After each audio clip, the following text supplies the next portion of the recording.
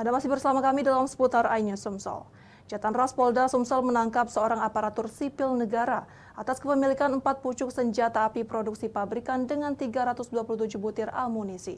Mengkoleksi tanpa surat izin kepemilikan, senjata api laras panjang dan laras pendek jenis Glock diamankan.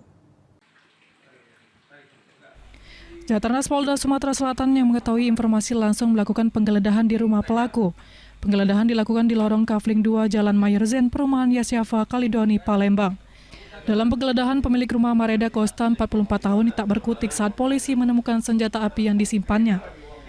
Polisi menemukan senjata api jenis Glock serta pistol kecil warna silver yang disimpan dalam laci.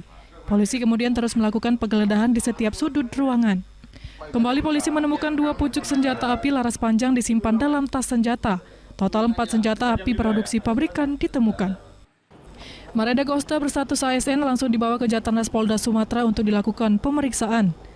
Senjata api yang diamankan yakni senjata api laras panjang dengan kaliber 5,56 mm lengkap dengan amunisi serta teleskop. Dan 1 pucuk senjata api laras panjang kaliber 762 mm dengan nomor seri 13275 lengkap beserta amunisi. Polisi juga menyita 327 butir amunisi berbagai merek dan ukuran. Dari pengakuan pelaku, dirinya hanya berniat mengkoleksi senjata api tersebut. Senjata api dibelinya dari seorang berinisial AN. Dari yang bersangkutan, bahwa bersangkutan membeli dari seseorang yang saat ini masih kita lakukan pengejaran orang tersebut.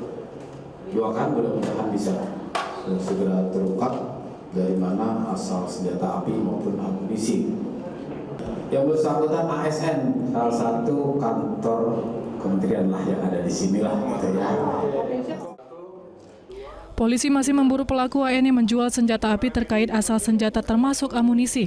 Sedangkan Mareda Costa masih dilakukan pemeriksaan terkait guna senjata api tersebut. Dari Palembang, Firdaus, iNews melaporkan.